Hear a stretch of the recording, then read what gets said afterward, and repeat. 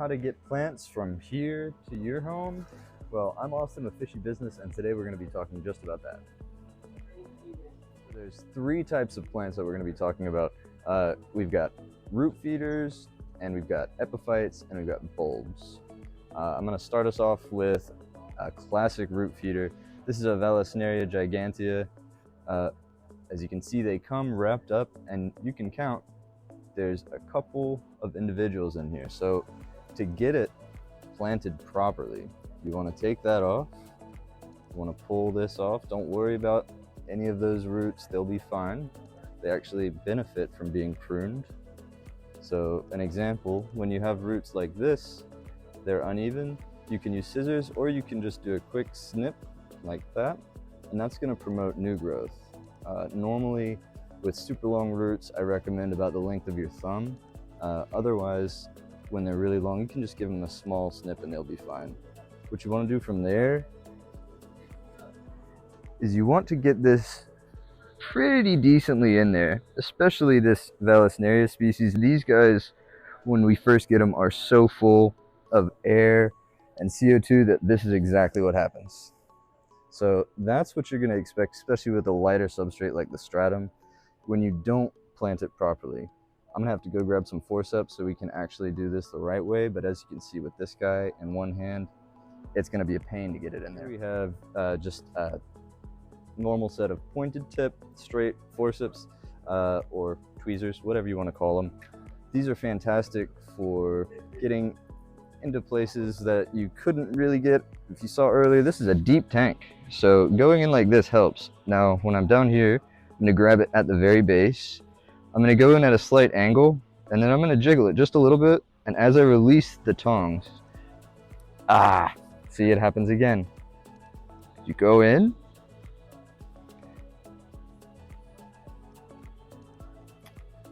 and with these, see how I pulled it up and they just came out again? That's another issue that you may run into.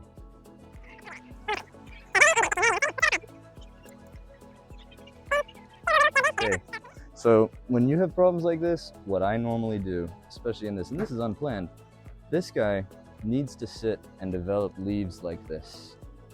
So you can see how this leaf is dangly. You see these? Listen to this. Listen to that.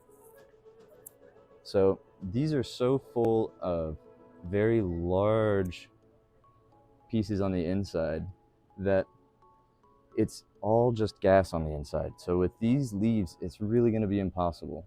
Now I could just rip these and let the aquatic leaves grow, and you can tell by how loose and jiggly they are versus these that are just completely rigid. So with this guy, I am just literally going to let it float for the next few days, and if somebody wants to buy it, they'll buy it floating. And with a heavier substrate, things like that plant will do a lot better. So something like your fluorite or even Eco-Complete, both of those will hold a lot better with the really buoyant plant. Next, I'm gonna move on to something like this Bacopa. These are a really easy stem plant. We get them all the time. So when they come in, they're gonna be bundled up, and you can see already they don't like it very much. So same story, unravel and unwrap, and you can see right here how much they hate being in that band. When they're so close together, they outcompete each other for light.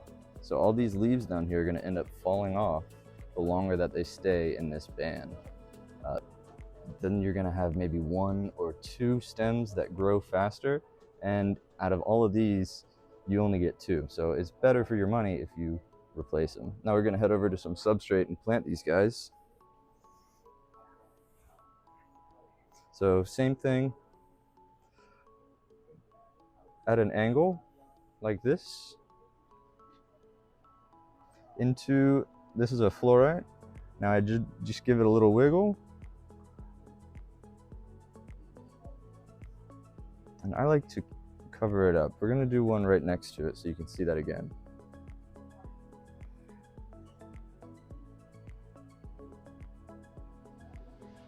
And whenever I do that, I open and close the tongs a little bit just to help keep it in. All right, so that's a really good stem plant right there. And here's actually another root feeder that I wanted to show. So this is one that we at the store have had issues with, but I think we can do it. So this is Elocaris vivipara, or umbrella hairgrass. This guy is fantastic. It's really pretty, and I really want these guys to work. So the way they send them, you notice down here, all this browning, it's because each one of these individuals is way too close together. So when you get something like that, you can separate them out. They don't have to be individually separated out, but you just fan them out a little bit like that. They look great. You can take them all in one.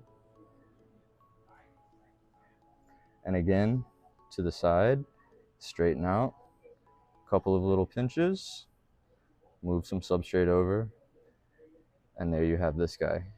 Now if I wanted to plant something next to him again, same story. And we can do this for this entire tank if I wanted to. All right, so I think that's a good overview of our roots. Now we're gonna move into, so we're moving on to epiphytes now, and I'm gonna start by showing you how to remove these guys from the pots. Ideally, you can already see the rhizome whenever you get it. What I do is I just take it one hand and I squish the pot. So it pulls up this guy and I don't damage too many of the roots. Now, you don't want this rock wool in your substrate, so do your best to get as much of it off as you can. I just use my fingernails. You can also use scissors, and if it really bothers you, you can even prune the roots. But what I do here is just separate them out and pull out as much of this rock wool as you can, because it can be nasty. A lot of phosphates in there. All right, so this here is an novice. This is one of many of our epiphytes, and that means it grows from a central rhizome. So all epiphytes need to have their rhizome exposed above the substrate. The roots can be buried.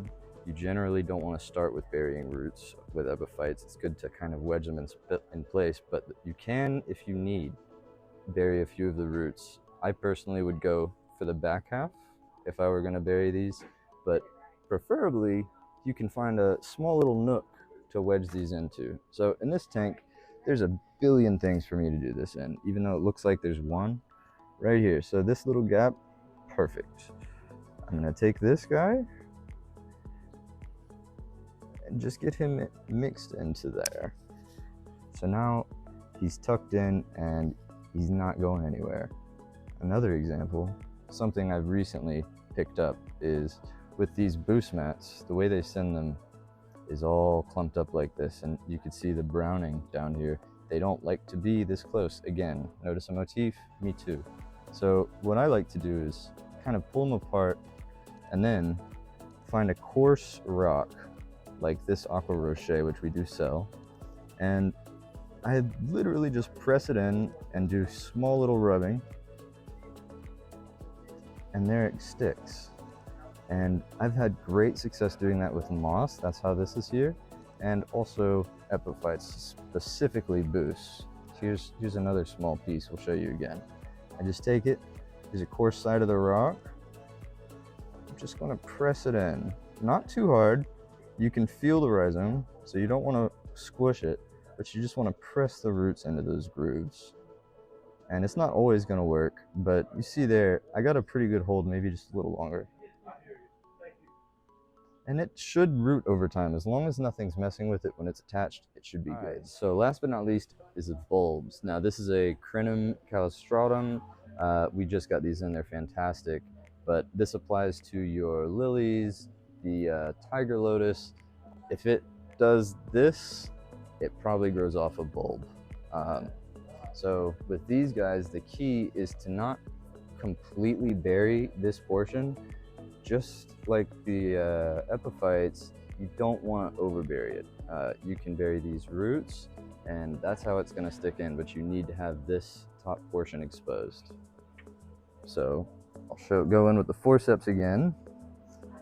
And we're just going to go side to side. And once we're in, again, just going to couple little movements there, cover it up, straighten it out just a bit. And that is perfect. So it should root in there within the next few days, given that you have a nutrient-rich soil. And once it does, it will absolutely explode. All right, so one last thing I wanted to hit on, and that's what a plant looks like when you first plant it and what it's gonna look like down the road. So over here, actually, you can see I've got some tissue cultured cryptoquarians that are melting away. Now, I expected that, but the roots are gonna stay, and those should come back just like the one right next to it is. Yeah, that guy. Another thing is whenever you're planting and you're placing epiphytes, try and give it a clear idea where you want it to grow and how you want it to grow. So I've got that bulbitus right in front of that Hygrophila pinnatophyta, and you can see that guy's growing right down the log. That's exactly what I wanted. So when you plant stuff, you really want to plant for the future. All right, and over here, I wanted to show you this Monte Carlo. So in the front, this is some new bits that I've planted a little haphazardly, but back behind it, you can see all that beautiful, beautiful bright green Monte. That's it actually starting to carpet and grow in on its own. Same thing with the Hydro Japan off to the right. Once it actually gets rooted, it's really going to start growing amazing. And back there, we're going to do another episode on pruning, but you can see those really leggy bits. That's what I want. I can clip those and I can plant them in, and they're going to start a new little bunch everywhere. So it's a long process, and you have to be patient, especially if you're just starting out, but it's definitely worth it. And if you have any other questions or problems, just please come and let me know.